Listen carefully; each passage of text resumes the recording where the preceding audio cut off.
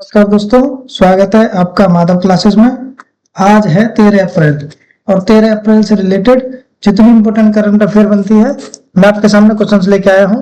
देखिए, वीडियो के लास्ट में मैं आपसे क्वेश्चन पूछूंगा जिसका आंसर आपको कमेंट बॉक्स में देना है। तो हमारे 13 अप्रैल का पहला करंट अफेयर क्वेश्चन है, भारत भूटान बिजली व्यापार समझौते पर हस्ताक्षर कहाँ हुए हैं? तो राइट आंसर हो जाएगा भूटान के थिम्पू में। देखिए, भारत भूटान बिजली व्यापार समझौता ये थिम्पू भूटान में हुआ है। अच्छा, इसमें हस्ताक्षर जेम्स शेरिंग जो भारत के ऊर्जा मंत्री मनोहर लाल खट्टर और भूटान के ऊर्जा एवं प्राकृतिक संसाधन मंत्री के बीच में हुए हैं। कुछ मुख्य समझौते पढ़ते हैं। तो पहला है पुनात सांगचू सेकंड जल विद्युत परियोजना, जो 1020 मेगावाट का टैरिफ प्रोटोकॉल तय किया गया है। इसका उद्घाटन नवंबर 2025 में हुआ था। नेक्स्ट है पुनात सांगचू सेकंड, ये जल विद्युत परियोजना है। यह परियोजना पश्चिमी भूटान वांगडू फोडरंग में पुनात सांगचू नदी पर निर्मित है। यह परियोजना भारत सरकार द्वारा वित्त पोषित है। इसमें रिएक्टिव पावर एक्सचेंज के लिए तकनीकी ढांचा तैयार किया गया है।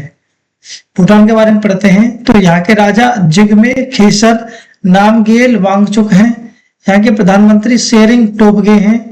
यहाँ पर भूटानी न्यूट्रम चलता है मुद्रा में। यहाँ पड़ोसी देश चीन है, जैसे तिब्बत और भारत, असम, अरुणाचल प्रदेश, सिक्किम और पश्चिम बंगाल है। देखिए, नेक्स्ट क्वेश्चन है, लता दीनानाथ मंगेशकर पुरस्कार 2026 किसे दिया गया है? तो राइट आंसर हो जाएगा कैलाश सत्यार्थी को। देखिए, 2014 में नोबेल शांति पुरस्कार कैलाश सत्यार्थी को प्रतिष्ठित लता दीनानाथ मंगेशकर पुरस्कार 2026 पांचवें संस्करण के लिए चुना गया है। यह पुरस्कार उन्हें सामाजिक कार्यों के क्षेत्र में उनके योगदान के लिए दिया जाएगा। लता दीनानाथ मंगेशकर पुरस्कार के बारे में जानते हैं। तो ये पुरस्कार महान गायिका लता मंगेशकर की स्मृति में स्थापित एक प्रतिष्ठित वार्षिक पुरस्कार है। यह पुरस्कार राष्ट्र, समाज और संस्कृति के लिए योगदान के लिए दिया जाता है। लता दीनानाथ मंगेशकर पुरस्कार मंगेशकर परिवार और मास्टर दीनानाथ मंगेशकर स्मृति प्रतिष्ठान चैरिटेबल ट्रस्ट के द्वारा दिया जाता है। यह सम्मान पहली बार 24 अप्रैल 2022 को प्रधानमंत्री नरेंद्र मोदी को प्रदान किया गया था। नेक्स्ट क्वेश्चन है, 10 अप्रैल 2026 को उपराष्ट्रपति सीपी राधाकृष्णन के द्वारा संविधान का नवीनतम संस्करण किस भाषा में जारी किया गया है? तो राइट आंसर हो जाएगा सिंधी भाषा में। देखिए, उपराष्ट्रपति सीपी राधाकृष्णन ने 10 अप्रैल 2026 को न्यू दिल्ली में सिंधी भाषा में भारत के संविधान का नवीनतम संस्करण जारी किया है। स्वतंत्रता के बाद यह पहली बार है कि सिंधी भाषा में देवनागरी लिपि में संविधान उपलब्ध कराया गया है। सिंधी भाषा हर साल 10 अप्रैल को मनाया जाता है। सिंधी भाषा को 1967 में 21वें संविधान संशोधन अधिनियम के माध्यम से भारतीय संविधान की 8वीं अनुसूची में शामिल किया गया था। देखिए, भारतीय संविधान के कुछ अनुवाद जानते हैं। तो संथाली, जिसे ओल्ड की लिपि बोलते हैं, ये 25 दिसंबर 2025 को मलयालम, मराठी, नेपाली, पंजाबी, बोडो, कश्मीरी, तेलुगु, ओडिया और असमिया भाषा 26 नवंबर 2026 को भारतीय संविधान में ली गई थी। देखिए, भारतीय संविधान की कुछ प्रमुख विशेषताएं पढ़ते हैं। तो विश्व का सबसे लंबा लिखित संविधान है। संविधान सभा का गठन 1946 में हुआ था। संविधान सभा की पहली बैठक 9 दिसंबर 1946 को हुई थी। संविधान सभा की अंतिम बैठक 24 जनवरी 1950 को हुई थी। संविधान सभा में कुल 299 सदस्य थे। संविधान सभा के अध्यक्ष डॉक्टर राजेंद्र प्रसाद थे। सभा प्रारूप संविधान के प्रारूप समिति के अध्यक्ष डॉक्टर BR अम्बेडकर थे, याद रखेंगे। देखिए, भारतीय संविधान की कुछ प्रमुख विशेषताएं और जानते हैं। तो भारतीय संविधान 26 नवंबर 1949 को अपनाया गया और 26 जनवरी 1950 को लागू हुआ था। संविधान में प्रारंभ में 395 अनुच्छेद और 22 भाग थे। संविधान में प्रारंभ में 8 अनुसूचियां थी और अब 12 अनुसूचियां हैं। संविधान को बनाने में कुल 2 साल 11 महीने और 18 दिन लगे थे। संविधान निर्माण की कुल लागत लगभग 6.4 करोड़ रुपए थी। संविधान की प्रस्तावना में 42वें संविधान संशोधन 1976 से समाजवादी, धर्मनिरपेक्ष और अखंडता शब्द जोड़े गए थे। नेक्स्ट है लता दीनानाथ मंगेशकर पुरस्कार। ये क्वेश्चन हो गया, इसका आंसर है कैलाश सत्यार्थी, याद रखेंगे। नेक्स्ट क्वेश्चन है, 9वां हिंद महासागर सम्मेलन 2026 का आयोजन कहाँ हुआ है? तो राइट आंसर हो जाएगा पोर्ट लुइस में। देखिए 9वां हिंद महासागर सम्मेलन 2026 इसका आयोजन पोर्ट लुइस मॉरिशस में हुआ है। इसके ये 10 से 12 अप्रैल 2026 तक हुआ है। इसमें आयोजक इंडिया फाउंडेशन, मॉरिशस सरकार और भारत के विदेश मंत्रालय अधीनस्थ हैं।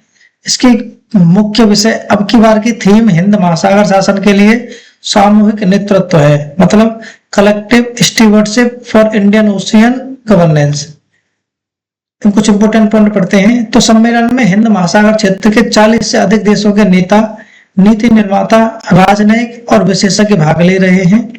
भारत की ओर से विदेश मंत्री डॉक्टर एस जयशंकर ने सम्मेलन को संबोधित किया और द्विपक्षीय बैठकों में भाग लिया है। हिंद महासागर सम्मेलन हिंद महासागर क्षेत्र के लिए एक प्रमुख वार्षिक भू राजनीतिक और सुरक्षा संवाद मंच है। इसकी स्थापना 2016 में इंडिया फाउंडेशन द्वारा की गई थी। इसका उद्देश्य समुद्री सुरक्षा, क्षेत्रीय सहयोग और नीली अर्थव्यवस्था पर चर्चा करना है। नेक्स्ट क्वेश्चन है, किस देश ने 15 वर्ष से कम उम्र के बच्चों के लिए सोशल मीडिया पर प्रतिबंध लगाने की घोषणा की है? तो राइट आंसर हो जाएगा ग्रीस ने। देखिए ग्रीस ने 15 साल से कम उम्र के बच्चों के लिए सोशल मीडिया के इस्तेमाल पर प्रतिबंध लगाने की घोषणा की है। यह कानून 1 जनवरी 2027 से प्रभावी होगा। सरकार ने यह फैसला बच्चों के मानसिक स्वास्थ्य, डिजिटल लत और नींद की समस्याओं को देखते हुए लिया है। नेक्स्ट क्वेश्चन है, राष्ट्रपति द्रौपदी मुर्मू ने किसे राज्यसभा सदस्य के रूप में मनोनीत किया है? तो राइट आंसर हो जाएगा हरवंश को। देखिए राष्ट्रपति द्रौपदी मुर्मू ने राज्यसभा के पूर्व उपसभापति हरवंश को राज्यसभा सदस्य के रूप में मनोनीत किया है। उन्हें भारत के पूर्व मुख्य न्यायाधीश रंजन गोगोई के स्थान पर मनोनीत किया गया है। भारत के राष्ट्रपति द्वारा राज्यसभा में कुल 12 सदस्यों को मनोनीत किया जाता है। यह मनोनयन भारतीय संविधान के अनुच्छेद 80 आर्टिकल 80 के तहत किया जाता है। ये सदस्य कला, साहित्य, विज्ञान और समाज सेवा के क्षेत्र में विशेष ज्ञान या व्यावहारिक अनुभव रखते हैं। राज्यसभा के बारे में पढ़ते हैं। तो संसद का गठन अनुच्छेद 79 से होता है। राज्यसभा का गठन अनुच्छेद 80 से होता है। लोकसभा का गठन अनुच्छेद 81 से होता है। देखिए इसके ट्रैक याद रखेंगे, सरला संसद 79, राज्यसभा 80 और लोकसभा 81 याद रखेंगे। राज्यसभा संसद का उच्च सदन है। इसकी अधिकतम सदस्य संख्या 250 है, जिसमें 238 सदस्य होते हैं राज्य से और केंद्र शासित प्रदेश से, और 12 सदस्य मनोनीत किए जाते हैं, जो हाल ही में हरवंश को मनोनीत किया है। वर्तमान में राज्यसभा में कुल सदस्य 245 हैं, जिसमें 233 सदस्य राज्य और केंद्र शासित प्रदेश से हैं और 12 सदस्य मनोनीत हैं। राज्यसभा एक स्थायी सदन है, इसे भंग नहीं किया जा सकता। हर 2 वर्ष में इसके 1/3 सदस्य सेवानिवृत्त होते हैं। राज्यसभा के सदस्यों का कार्यकाल 6 वर्ष होता है और राज्यसभा के सभापति भारत के उपराष्ट्रपति होते हैं। कौन है? भारत के उपराष्ट्रपति।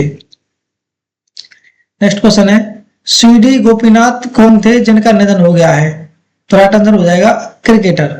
देखिए भारत के सबसे उम्रदराज पूर्व क्रिकेटर सीडी गोपीनाथ का 9 अप्रैल 2026 को 96 वर्ष की आयु में चेन्नई में निधन हो गया है।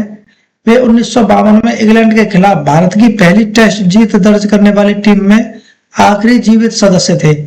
ऑस्ट्रेलिया के नील हार्वे 97 वर्ष के बाद और दुनिया के दूसरे सबसे उम्रदराज जीवित क्रिकेटर थे। गोपीनाथ ने 1951 से 1960 के बीच भारत के लिए 8 टेस्ट मैच खेले और अपनी आक्रामक बल्लेबाजी के लिए जाने जाते थे। देखिए इस तरीके से हमने आज की इंपोर्टेंट करंट अफेयर को पढ़ लिया है।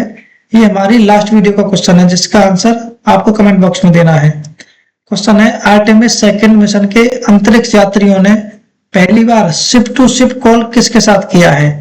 आपको ऑप्शन है international space station, Chandrayaan, SpaceX या हबल। देखिए हम करंट अफेयर की वीडियो डेली सुबह 6:30 बजे आ जाती है। क्लास को देखें, चैनल सब्सक्राइब करें, पढ़ाई करते रहें। बाय।